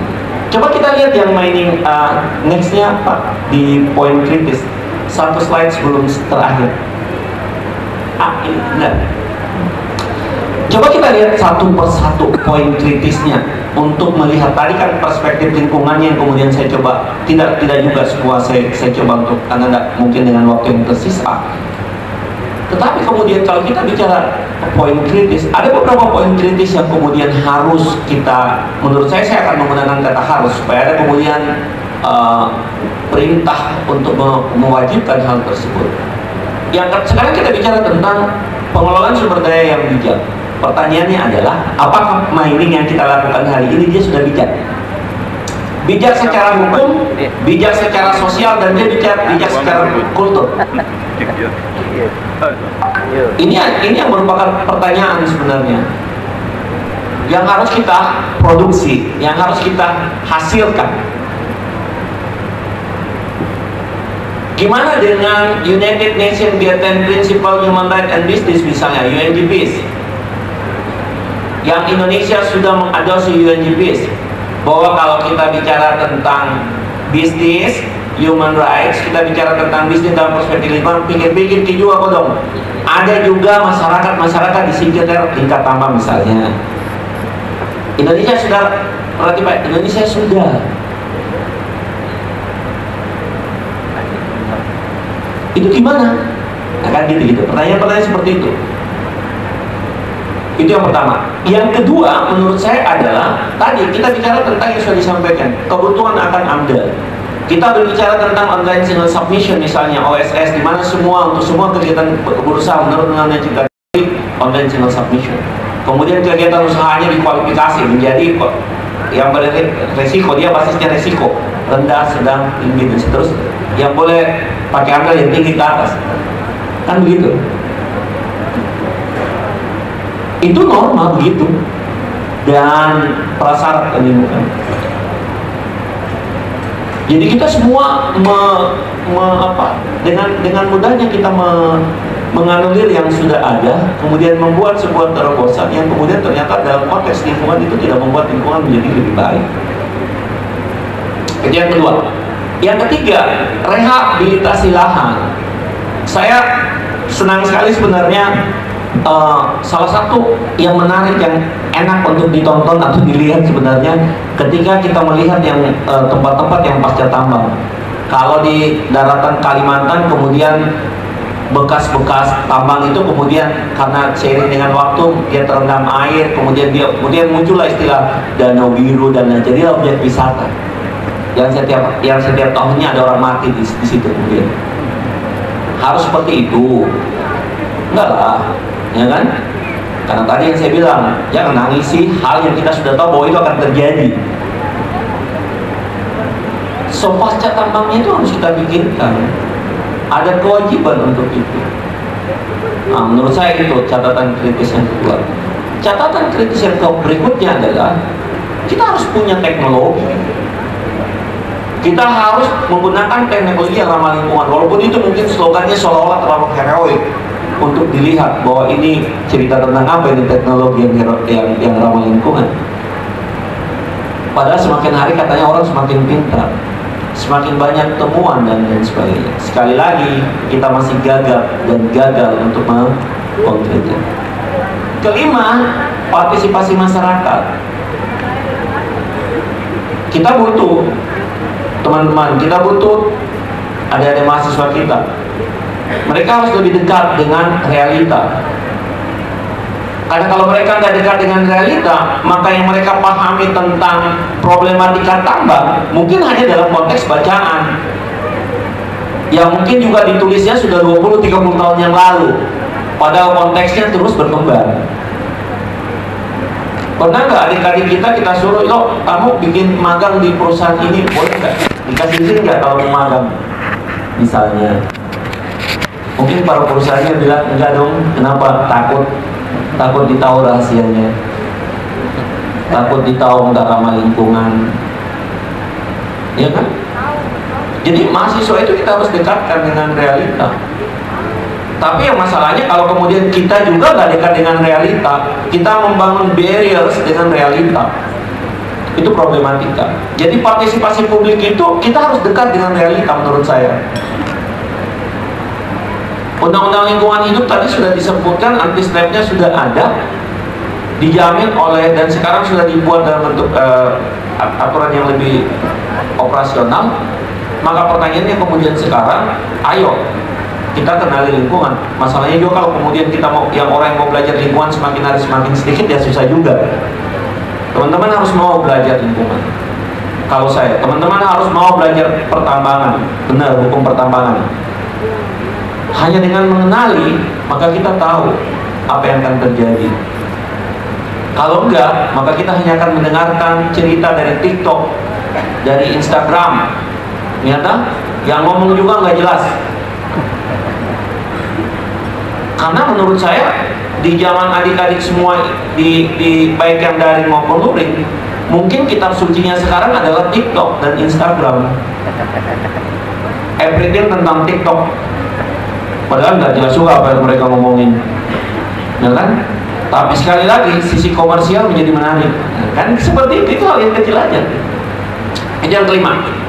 Yang keenam, kita bicara tadi tentang regulasi. Kita hanya bicara regulasi dan kita butuh pengawasan. Pertanyaannya sekarang, kita bikin regulasi, siapa yang mau mengawasi dan siapa yang mau diawasi? Kan begitu. Ketika birokrasi dan kemudian korporasi kemudian sudah berselingkuh, apa yang kita bisa lakukan? Kan begitu yang selalu terjadi di Republik ini. Ternyata selingkuh itu bukan hanya persoalan person to person. Ternyata birokrasi pun bisa berselingkuh dengan korporasi. Lahirnya apa? Nggak jelas regulasinya seperti apa, yang mengawasi siapa, yang diawasi siapa. Intinya nikmatin dulu masa depan, biarkan di generasi berikutnya. Seolah-olah dia tidak yakin bahwa dia tidak akan punya generasi yang akan menikmati. Yang keenam, kita bicara tentang konservasi keanekaragaman hayati. Ini dengan undang-undang baru kita berharap banyak. Ingat Ki, dinosaurus dan kawan-kawannya itu bukan cerita, itu pernah ada, pernah hidup. Jadi dia bukan dongeng. Itu yang kita harus pahami dan kita ajarkan kepada anak cucu kita. Makan-makan. Bahwa dinosaurus dan kawan-kawannya itu pernah ada. Supaya kita tahu bahwa hari ini jangan sampai generasi berikutnya biar ikan baronan dia datang Tommy. Iya toh? Apa dia mau tahu kalau dari di laut itu ikan baronan? Tercemar semua. Ikan sunu, paling dia akan seperti kita belajar bahwa dulu itu ada namanya dinosaurus. Nah, jadi generasinya kita, anak cucu cicitnya kita bilang, ada dulu namanya ikan paling enak, ikan sunu itu enak sekali. Terus anak cucu nanti tanya, di mana kita bisa rasa itu? Bilang di dalam TikTok, dengan Instagram, tonton makin. Kan nggak bisa seperti itu. Jadi kita bicara tentang flora, fauna, jamin bahwa mereka akan ada. Makanya kenapa ada kepunahan? Kenapa ada kepunahan? Karena everything sudah berubah. Ikan pada satu titik dia tidak akan bereproduksi. Kenapa? Karena ketika suhu lautnya tidak sudah seperti di suhu idealnya untuk bereproduksi, maka dia tidak akan pernah bereproduksi. Lantas apa yang kita mau makan? Sama kita ini, kalau orang Indonesia bilangnya begini, kita ini kalau nggak makan nasi belum makan bedeng. Jadi kalau makan roti itu nggak makan namanya. Sarapan. Perspektif kita, perspektif lingkungan itu melihatnya seperti itu, teman-teman semua. Yang berikutnya adalah pengelolaan limbah. Nah, ini satu kajian yang menurut saya salah satu mungkin juga problematika yang dihadapi dalam konteks mining adalah persoalan limbah. Yuk kita belajar tentang limbah. Yuk kita belajar tentang waste management. Gimana sih sebenarnya waste management? Waste management itu banyak. Ya, kalau kita bicara dalam konteks mining, dia punya waste management. Boleh jadi waste managementnya ada yang cair dan seterusnya. Yuk, orang hukum juga belajar tentang waste management, bisa nggak? Bisa. Nah, ini yang kita harus punya gambar, karena ini kita bicara dari perspektif lingkungan yang akan dilahirkan. Kemudian kita bicara tentang pendidikan dan kesadaran lingkungan. Sekali lagi tadi saya sudah sampaikan, kita ini sadarnya sadar pasif, bukan aktif. Nggak ada yang mau jadi dosen sekaligus aktivis lingkungan. Nggak ada mau mahasiswa sama-sama yuk rendam kakinya di lumpur, nanam mangrove di sepanjang. Nggak ada yang mau, karena itu katanya kotor, jijik dan lain sebagainya. Padahal dia tidak tahu bahwa nenek moyangnya juga dulu berasal dari situ. Itu. Dan yang terakhir adalah kemandirian energi. Nah, ini yang teman-teman semua yang menurut saya penting kita pahami bersama-sama, karena kehidupan ini akan terus berjalan dan pada akhirnya kita dihadapkan pada sisian-sisian di mana kemudian ada hal yang kemudian penting kita lakukan. beberapa pesan saya untuk teman-teman yang adik-adik mahasiswa, mungkin yuk belajar lebih banyak lagi, belajar tentang United Nations JAI Principle on Business and Human Rights. Kalau teman-teman bicara tentang ini, bicara dari sisi itu juga bagus. Yuk belajar sama-sama, kita belajar itu. Indonesia juga sudah meratifai apa sih yang harus dilakukan oleh Indonesia. Jadi eksekusinya pada norma-norma dan kelasiman yang kemudian ada dalam kehidupan kita sehari-hari. Saya kira mungkin itu sebagai sebuah pengantar saja, memaksimalkan waktu yang diberikan oleh moderator, karena saya yakin informasi akan banyak berkembang ketika kita melakukan tanya jawab dan diskusi, karena pada akhirnya kita sementara belajar bersama. Terima kasih, saya kembalikan kepada moderator. Bila taufiq wal hidayah. Assalamualaikum warahmatullahi wabarakatuh. Waalaikumsalam. Baik, teman-teman semua, itulah tadi pemaparan yang cukup jelas terkait materi Pak Prof, Tata Kelola Lingkungan Indonesia menuju pengelolaan pertambangan minerba yang berkeadilan. Terima kasih banyak Prof, kita berikan tangan dulu untuk Prof.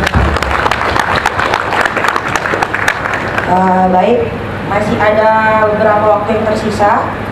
Sebagai moderator, saya akan membuka sesi tanya jawab. Ada 2 sesi. Sesi pertama akan ada 2 jatah pertanyaan bagi teman-teman yang ada di tempat. Terus ada 1 pertanyaan untuk teman-teman yang bergabung melalui Zoom. Ada yang mau bertanya? Ini ada ke mahasiswa. Saya mau bertanya juga tekan. Oke. Banyak. Pada Kak Bapak Rahmat, silakan.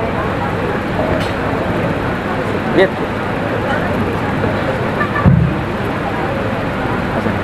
Iya, semua bertanya. Iya, izin bertanya Prof dan Pak Dokter selaku narasumber pada sesi ini. Perkenalkan, nama saya Rahmat Hidayat, dosen dari Fakultas Hukum USN Kolaka. Jadi terkait dengan materi yang disampaikan, saya kemudian teringat bahwa ketika kita berbicara persoalan pertambangan, memang selalu yang menjadi pemikiran apalagi saya pribadi, 2 aspek ini antara lingkungan dan pertambangan seperti 2 hal yang selalu bertentangan. Artinya tidak akan bisa dia dipertemukan atau diselaraskan. Tetapi kemudian ada tuntutan persoalan ekonomi dan sebagainya yang kemudian menuntut kita harus mencari sebuah titik temu. Titik temu inilah yang kemudian saya anggap diatur oleh sebuah regulasi yang ditetapkan sebagai sebuah public policy oleh pemerintah. Namun lagi-lagi titik temu yang kita harapkan ini diatur oleh pemerintah sebagai sebuah regulasi juga ternyata ada celah untuk diakali dan sebagainya. Adalah istilah perselingkuhan korporat dengan pemerintah seperti yang dikatakan oleh Prof tadi, atau kemudian yang dikatakan oleh Pak Dokter tadi ada sebuah pengakalan begitu. Sehingga apakah ini kemudian memunculkan sebuah pesimisme atau sustainable mining yang kemudian kita harapkan ini adalah hanya sebuah utopia atau khayalan saja yang tidak mungkin bisa terwujud, atau memang masih ada sebuah aspek lagi yang mesti dipush. Apakah itu mungkin itu jawabannya bisa disampaikan sebentar oleh kedua narasumber kita. Kira-kira apa satu aspek penting? Karena tadi sekali lagi kalau kita melihat dari sisi regulasinya selalu ada celah yang kemudian masih bisa memunculkan sebuah aspek-aspek formil yang selalu akan mengalahkan substansinya. Karena sekali lagi kita melihat kondisi kita di Indonesia ketika berbicara persoalan aturan, kita akan kembali pada aspek-aspek normatifnya, sehingga materi dan substansi di lapangan terkadang kita harus kesampingkan dari sebuah prosedural. Nah, ini jadi pertanyaan saya, apakah ada sesuatu yang masih bisa menjadi sebuah harapan kita untuk memunculkan sebuah optimisme? Apakah aspek itu mungkin bisa disampaikan oleh kedua narasumber kita agar kemudian menjadi bekal untuk kita semua, bahwa ketika aspek ini kita perjuangkan bersama-sama, insya Allah sustainable mining akan bisa kita wujudkan. Terima kasih. Saya akhiri. Assalamualaikum warahmatullahi wabarakatuh. Baik, terima kasih Bang kepada Bapak Rahmat. Selanjutnya masih ada yang mau tanya pada teman mahasiswa yang di belakang. Ada deh. So, Berikan kepada Pak Yahyanto Sabila. Baik, terima kasih. Assalamualaikum warahmatullahi wabarakatuh. Waalaikumsalam Saya warahmatullahi wabarakatuh. Yahyanto, dosen Fakultas Hukum USM. Saya melihat dari aspek regulasi ya, dari dua bidang yang kita bicarakan tadi adalah pertambangan dengan lingkungan. Nah, menurut saya bahwa seperti perubahan Undang-Undang Nomor 23 lingkungan itu dengan 32, ada memang yang saya lihat itu dari aspek asasnya di sana. Dari 23 itu ke 32 ada yang mengatakan bahwa ini tidak berlakunya Undang-Undang 23 itu karena ada aspek ultimum remedium di sana. Nah, sehingga memang di Undang-Undang Lingkungan Hidup itu memang dia mengenal aspek ultimum remedium di pasal 100. Jadi dalam hal melakukan sesuatu tindak misalnya pencemaran lingkungan, maka dulu kita harus melihat asas tersebut. Nah, kira-kira mungkin di pertanyaan saya Pak Dr. Ahmad Refdy, apakah bisa kita laksanakan juga di dalam undang-undang pertambangan ini kita munculkan asas ultimum remedium, karena di sana tidak nampak. Karena saya melihat bahwa aspek lingkungan hidup dan aspek pertambangan ini kita yang tadi sampaikan Bapak, yang perlu kita perhatikan adalah dari aspek administratifnya di sana itu. Nah, memang kalau kita melihat, saya melihat mencoba juga di kasus di Madiodo gitu ya. Nah, kasus di Madiodo di Konawe Utara itu saya melihat memang terlalu ceroboh penegak hukum untuk cepat-cepat melaksanakan tindak pidana korupsinya di sana itu, karena di sana memang ada ada persekongkolan di dalam persoalan administratif di sana, sehingga seperti apa tadi yang disampaikan oleh beberapa penanya, bahwa di dalam putusan pengadilan menangani tentang tindak pidana pertambangan ini kadang muncul undang-undang korupsi yang sifatnya khusus, kadang juga muncul di undang-undang pidana umumnya. Nah, kira-kira seperti apa itu gitu, dan apakah makanya tadi saya munculkan dalam disertasi yang saya angkat itu adalah tentang persoalan apakah di dalam undang-undang pertambangan ini bisa kita munculkan itu tentang persoalan ultimum remedium, karena kalau di pertambangan tadi saya melihat lebih banyak pada aspek administrasi, begitupun juga di undang-undang lingkungan. Nah, karena menurut yang saya baca di dalam bukunya Pak Andi Hamzah mengatakan memang antara hukum lingkungan saja itu masih perdebatan antara ultimum remedium maupun premium remedium sana itu. Nah, kira-kira seperti itu. Demikian, terima kasih. Baik, terima kasih kepada Pak Yahyanto. Untuk teman-teman yang bergabung via Zoom, mungkin ada pertanyaan.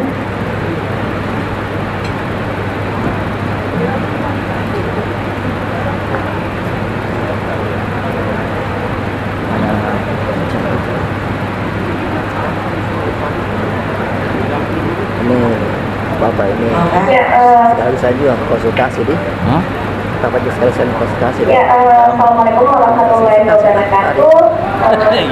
Perkenalkan nama saya Kami dan kami dari Fakultas Hukum Universitas Cendrawasih. Bicara tentang banyak saya baca bukunya, tetapi dia pertambangan saya ingin melihat menceritakan terkait dengan pertambangan batubara atau teknik, di mana saya dapati beberapa banyak kasus di Kalimantan Timur atau pada umumnya di Indonesia, bahwa banyak lahan pertambangan batubara tidak dilakukan tindak lanjut, ya, tidak dilakukan tindak lanjut, maksudnya dilakukan reklamasi. Kalau kita lihat dari segi peraturan perundang-undangan tentang tindak pidananya, maka dari pasal 158 dan seterusnya itu hanya mengacu tentang tindak pidana, tetapi tidak ada upaya bagaimana kemudian para terpidana ini bertanggung jawab untuk mereklamasi atau merehabilitasi lahan bekas pertambangan mereka.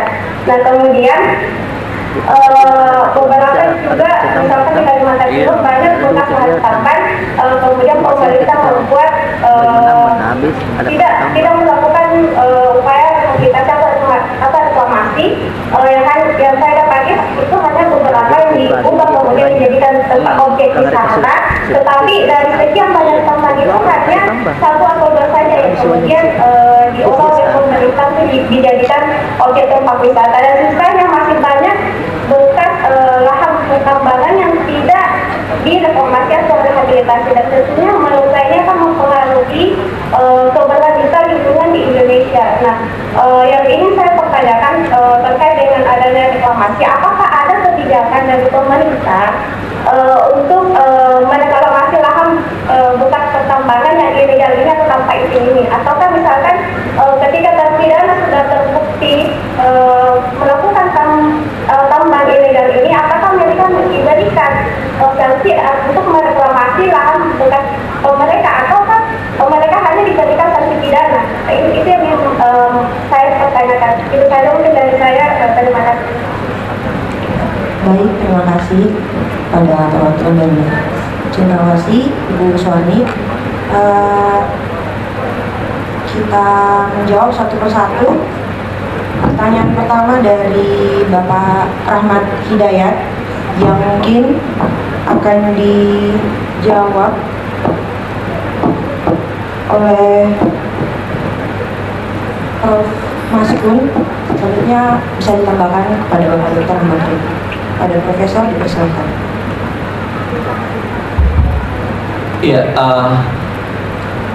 terima kasih banyak. Tentunya apresiasi untuk tukar pikiran dan diskusi kita dalam bentuk beberapa pertanyaan kemudian yang di raising up. Saya coba jawab saja yang memang sifatnya umum dan memang merujuk ke yang saya harus bisa jawab. Yang teknisnya mungkin tadi beberapa pertanyaan memang langsung ditujukan ke Pak Dr. Ahmad Reddy.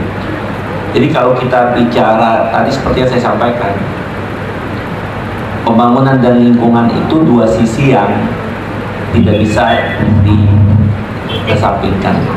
Kita tidak bisa mengatakan bahwa pembangunan nggak boleh dilakukan supaya lingkungan selamat. Kita juga nggak bisa bilang bahwa lingkungan dikedepankan lantas kemudian pembangunan nggak boleh. Kehidupan ini adalah sebuah proses, dan dalam pemahaman saya memandang bahwa bukan tidak tepat kalau kemudian kita harus menghadap-hadapkan kedua-duanya, karena kedua-duanya itu adalah dua hal yang saling bersisian. Yang sangat dibutuhkan sebenarnya hari ini adalah bagaimana kemudian tadi beberapa poin kritis yang kemudian saya catatkan ini harus dilaksanakan secara, jadi yang persoal utama menurut saya ada pada konsistensi kita dan komitmen kita.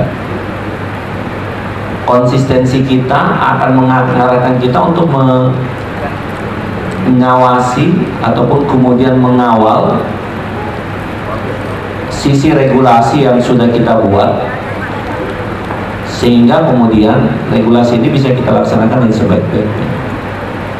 Kalau kita punya konsistensi dan di saat yang bersamaan kita harus punya komitmen. Kalau kemudian kita berkomitmen bahwa pembangunan itu harus dilaksanakan, maka pada saat yang bersamaan kita harus mengatakan bahwa silakan pembangunan dilaksanakan, tapi tanpa harus merusak atau tanpa harus mengorbankan lingkungan. Kalau kita mengatakan bahwa dari setiap sisi aktivitas bisnis misalnya dilaksanakan, maka ingatlah bahwa sisi bisnis yang dikembangkan itu kemudian akan punya irisan. Salah satu irisannya misalnya lingkungan. Contoh kecil misalnya kita bicara tentang limbah misalnya. Kita sudah tahu bahwa semua aktivitas yang kita lakukan itu akan menghasilkan limbah, apapun itu. Mau kita bicara pertambangan, kita mau bicara tentang mungkin juga tentang hotel misalnya, atau kita bicara tentang aspek lain, orang bicara tentang limbah. Sekarang sudah tahu bahwa itu punya limbah. Sekarang apa komitmen kita? Karena komitmen itu akan mengarahkan kita pada sisi pengambilan keputusan. Sisi pengambilan keputusan kan akan berimplikasi, termasuk salah satunya dari sisi norma. Jadi kita tidak merumuskan norma, kita tidak melahirkan kebijakan, tapi kemudian dia jauh dari realita. Gimana mau dieksekusi kalau kemudian yang diatur bukan sesuatu yang harus diatur? Bagaimana kita mengambilkan sebuah kebijakan sementara sesuatu yang tidak harus kita bijaki misalnya? Nah, ini kan persoalan yang terjadi hari ini, ya kan? Kalau contohnya sederhananya begini mungkin, kalau kita baca referensi tadi yang saya cerita tentang mangrove misalnya, dulu orang sangat, nenek moyang kita sedikit-sedikit mangrove itu dijaga. Kenapa?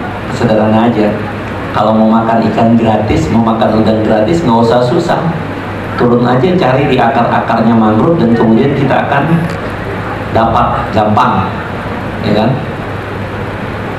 1950-an, 1980-an, tiba-tiba gagasan ide tentang tambak berkembang. Kita luluh lantahkanlah si mangrove dan kawan-kawannya hanya untuk katanya lebih profitable. Wah, dibuat seperti itulah, lebih menghasilkan, ya kan? Ternyata kehidupan tidak seperti itu mengajarkan. Dunia tidak sementara lebih baik, dia turun menjadi lebih buruk. Tadi yang saya cerita, tiba-tiba kita sadar, oh ternyata mangrove ini penting. Nah, kita mulai lagi tanam mangrove kan. Bapak Ibu bisa melihat, adik-adik semua bisa melihat bagaimana circle sebuah cara berpikir yang menurut saya itu tidak didasari pada konsistensi dan komitmen. Termasuk mungkin tadi juga yang disampaikan oleh Pak Yahya, bicara tentang apakah ultimum remedium atau premium remedium. Kalau dalam perspektif pendekatan yang lebih environmentalis menurut saya, dua-duanya bisa saya digunakan menurut saya.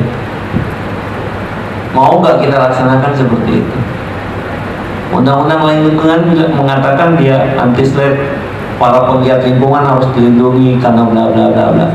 Faktanya mereka selalu jadi korban dan seterusnya. Jadi memang problematika kalau kita bicara di bukan hanya di Indonesia sebenarnya, karena saya juga tidak ingin meng-underestimate Indonesia, tapi di seluruh dunia. Hanya kebetulan saja karena hari ini kita banyak berada di lingkaran diskusi yang sementara kita diskusikan hari ini.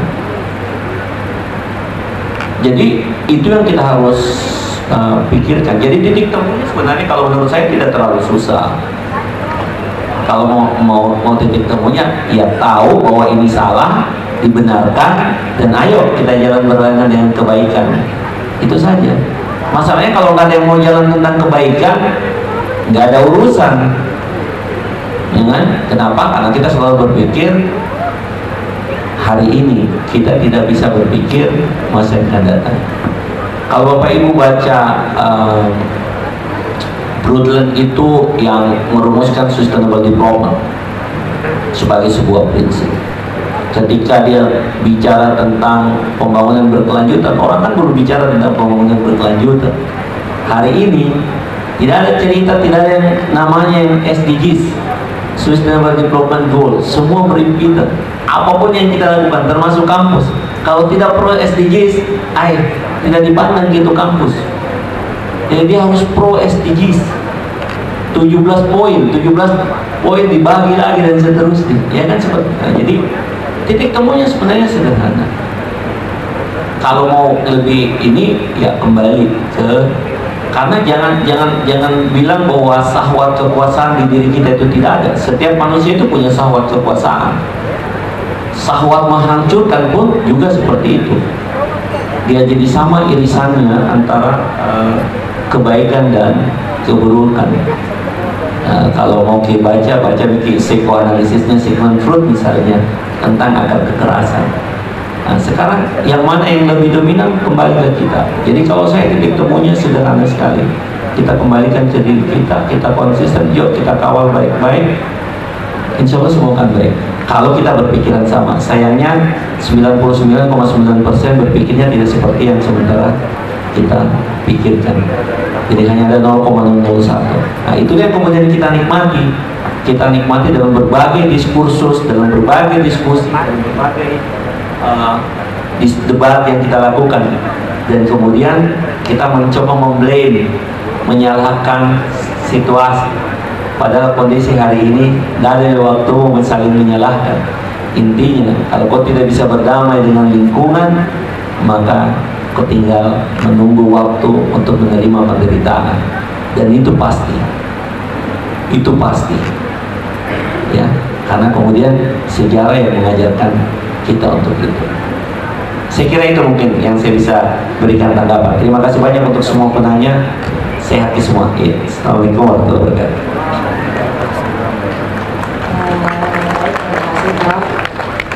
Pertanyaan selanjutnya datang dari Bapak Yahyanto yang pertanyaannya, apakah bisa dimunculkan asas ultimum remedium untuk pertambangan? Ini akan dijawab sama Bapak Dr. Ahmad Redi. Pada Pak Dokter, dipersilakan dengan hormat. Ya, baik. Terima kasih moderator. Sebelum ke Pak Yahya, saya coba merespon apa yang disampaikan oleh Pak Rahmat tadi itu ya. Jadi memang dalam konteks hukum pertambangan di 3 fase, baik dia fase pra penambangan, fase penambangan maupun fase pasca penambangan, bagaimana mensinkronisasi antara benturan tambang dan lingkungan sudah dilakukan diatur secara normatif. Misalnya ketika pratambang, perusahaan yang ingin mengajukan izin itu harus memenuhi 4 syarat. Yang pertama syarat administratif, yang kedua syarat finansial, yang ketiga syarat teknik, dan yang keempat syarat lingkungan. Artinya memang sebelum dia melakukan kegiatan usaha pertambangan harus memastikan ada environmental assessment, environmental impact assessment atau AMDAL yang harus diurus dulu oleh calon pemohon. Ada di dalam konteks regulasi, upaya mensinkronisasi antara kepentingan tambang dan kepentingan lingkungan itu sudah dilakukan di awal. Nah, walaupun dalam konteks praktek, saya sampaikan seringkali misalnya pengeluaran hazard dalam rangka pemberian perizinan tambang ini juga cukup dahsyat.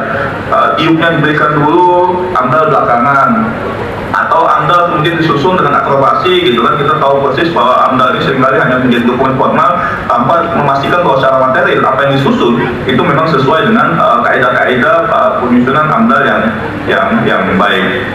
Saya kebetulan memiliki sertifikasi sebagai penyusun AMDAL ya.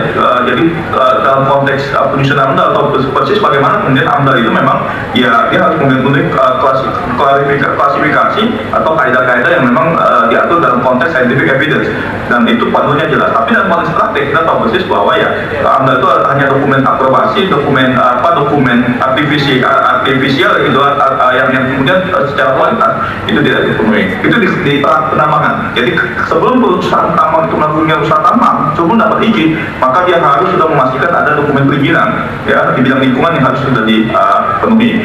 Itu yang pertama. Kemudian ketika dia melakukan kegiatan pertambangan, regulasi juga mengatur bahwa ada namanya dokumen rencana reklamasi dan pasca tambang. Jadi 30 hari setelah LKAB-nya disetujui, perusahaan itu harus menyusun rencana reklamasi untuk 5 tahun. Jadi dia itu akan nambang di blok mana, ya setelah blok mana itu di bulan berapa selesai, kemudian harus ditutup dengan kemudian perencanaan yang sudah disetujui oleh kementerian atau dinas SDM terkait. Harus memulihkan kembali kepada fungsi semulanya, melakukan reklamasi. Jadi 5 tahun misalnya, setiap 5 tahun dia harus menyusun rencana reklamasi dan kemudian harus merealisasikan.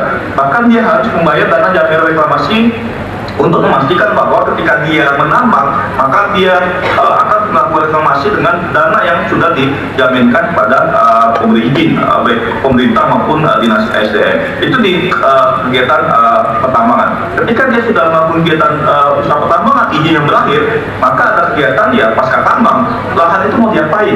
Apakah untuk jadi wisata? Apakah kemudian nanti digunakan untuk rakyat, digunakan perkebunan, kemudian digunakan untuk perikanan dan seterusnya. Agar kemudian lahan bekas tambang itu bisa memiliki kemanfaatan secara ekonomi, sosial dan lingkungan. Misalnya banyak bekas tambang di Sumatera Selatan itu dibangun pembangkit, ada PLTS, pembangkit listrik tenaga surya, untuk memastikan ada bauran energi, ada transisi energi yang kemudian terjadi di wilayah bekas tambang.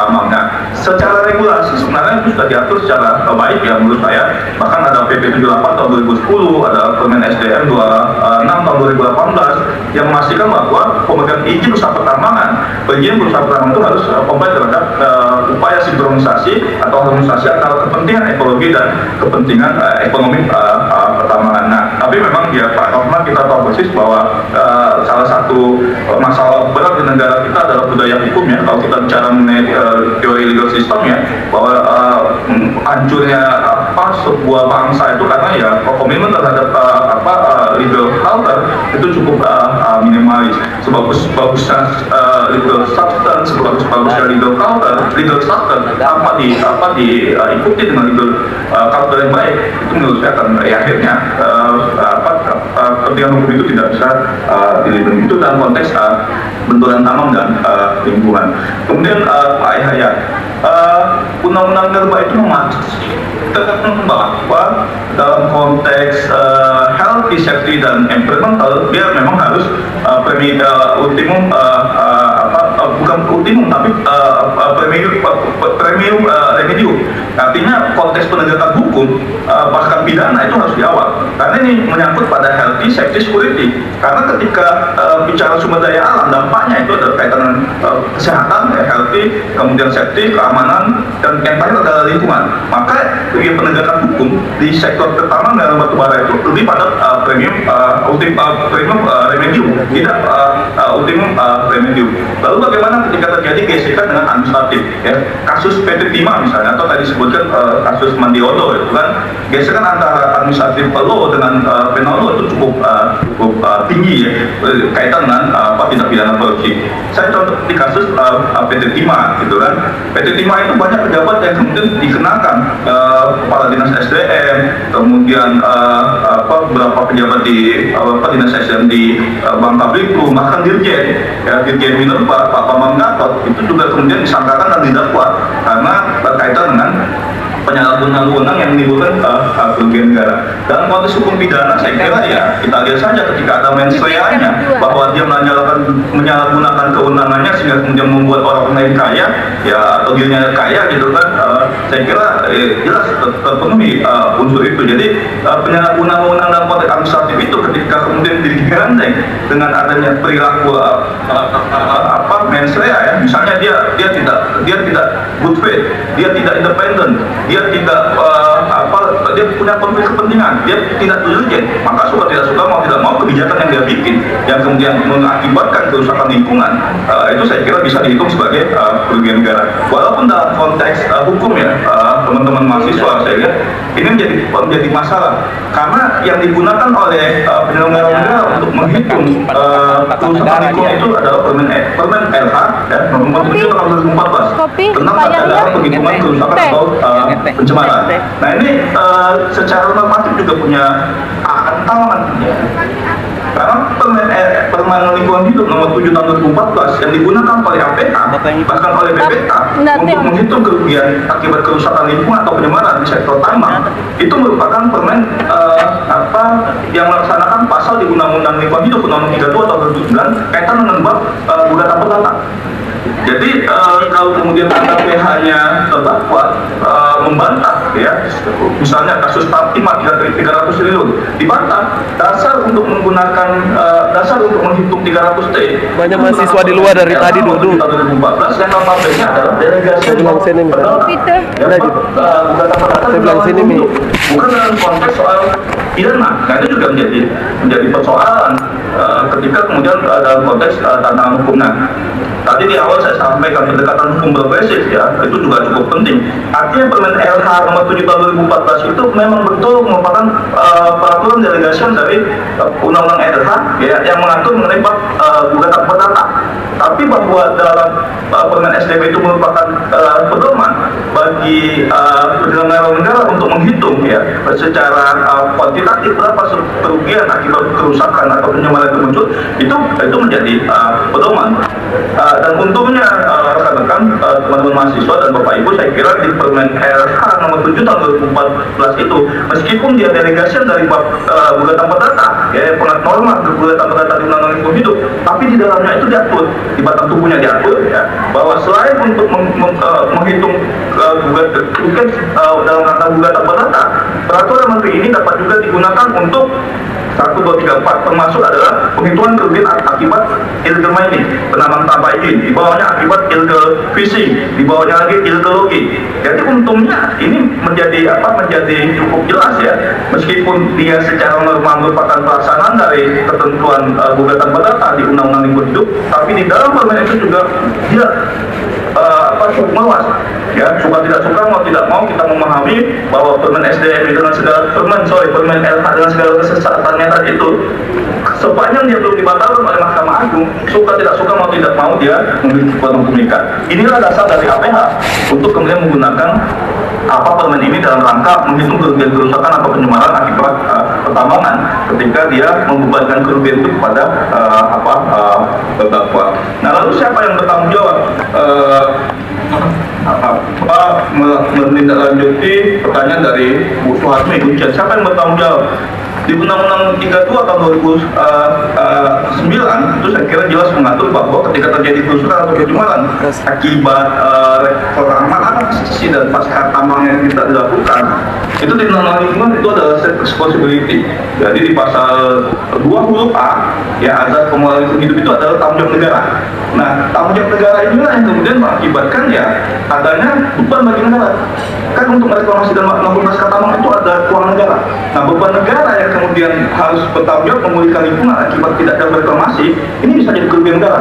Sehingga dengan tidak direklamasi atau tidak dipasca tambangnya sebuah wilayah pertambangan oleh pemegang IUP sebelumnya, ya yang dulu menambang, maka ini bisa dianggap sebagai kerugian negara, bisa tipikor juga. Nah, itu dalam konteks azas yang pertama. Di Undang-Undang Lingkungan Hidup juga diatur azas polluter pay principle, bahwa siapa yang mencemari, ya dia yang membayar. Perusahaan tambang yang kemudian tidak melakukan reklamasi, ya siapa yang mencemari dan siapa yang merusak, dia harus bertanggung jawab, maka dia menjadi tanggung jawab dari pemegang IUP. Dan itu diatur juga Bu Suharmi di Undang-Undang 3 tahun 2020 bahwa pemegang IUP itu bertanggung jawab terhadap reklamasi pasca tambang. Ketika izinnya berakhir dan dia tidak melakukan reklamasi pasca tambang, maka dia dipidana. Jadi di pasal 171B Undang-Undang 3 tahun 2020 ada pertanggungjawaban pidana terhadap pemegang IUP yang tidak melakukan reklamasi ketika izinnya berakhir. Jadi ini saya kira juga menjadi salah satu substansi bagus ya untuk memastikan bahwa pemegang IUP itu nggak boleh tidak melakukan reklamasi dan pasca tambang, karena dia dikenai kewajibannya tadi. Kalau dia kemudian meninggalkan itu, dia bisa dipidana dalam konteks yang lain, pidana pertambangan ya. Dan konteks yang lain yang sekarang dilakukan oleh teman-teman kejaksaan adalah dia bisa kemudian dijerat merugikan keuangan negara ya, karena tadi itu ada state responsibility ya, kemudian dia pergi, maka negara yang harus membayar. Dari mana negara membayar? Dari keuangan negara. Kemudian kalian saja di Zoom itu ada pertanyaan dari Mbak Dea ya, di kaitan dengan pasal 158. Nah, 158 ini memang mengatur kaitan dengan setiap orang yang menambang tanpa izin dipidana. Jadi konsepnya itu adalah kaitan dengan hubungan hukumnya antara pemegang IUP dengan kemudian komunitasnya. Bukan kemudian pemegang IUP yang kemudian mengakibatkan ketika dia nambang tanpa izin itu meninggalnya orang lain gitu kan. Nah, ini rezimnya adalah bukan rezim pasal 158 Mbak Dea, walaupun sebenarnya memang ya saya kira ini juga cukup penting diatur ya, ketika ada orang nambang, penambangan ini adalah ilegal, kemudian dengan ilegal ini mengakibatkan matinya orang, itu bagaimana gitu kan. Tadi disampaikan oleh Pak Suharmi misalnya di Kaltim ya, banyak galian batubara, bagaimana nih meninggalnya orang ini. Nah, dalam konteks undang-undang lingkungan tidak mengatur sampai ke ranah itu. Pasal 158 tidak mengatur di situ, tapi dalam konteks yang lain, ya, saya kira pidana umum ya bisa kemudian bekerja untuk memastikan pertanggungjawaban terhadap matinya orang itu. Itu saja dari saya, Pak Moderator. Terima kasih. Saya kembalikan ke moderator. Terima kasih Pak. Baik, saya rasa rasa tadi untuk Ibu Suwarni perwakilan dari Universitas Cendrawasih sudah cukup dijawab sama Bapak Dokter. Bapak Prof mungkin ada yang ditambahkan? Baik. Oke, jadi karena keterbatasan waktu yang ada, saya banyak jawab. Saya tutup. Sebagai kesimpulan, tadi ada 2 materi yang dibawakan oleh Bapak Profesor sendiri, Pak Profesor Dr. Maskun sama Bapak Dr. Ahmad Reddy. Yang intinya bahwa tentang lingkungan itu yang diperlukan di sini adanya konsistensi, baik itu bagi dari pihak pemerintah maupun masyarakat sendiri, kesadaran akan pentingnya lingkungan bukan hanya untuk kita sekarang tapi untuk generasi-generasi kedepannya juga.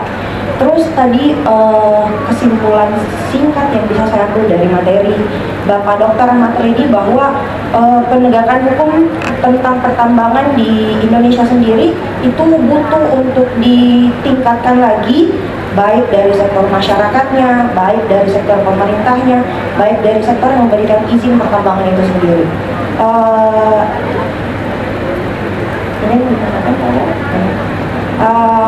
Semoga kesempatan kali ini bagi kami semua dosen-dosen dari Fakultas Hukum, juga dari teman-teman mahasiswa, semoga ini menjadi tambahan wawasan baru bagi teman-teman semua, juga menjadi ilmu baru bagi kami semua. Pak Prof, terima kasih. Bapak Dokter, terima kasih.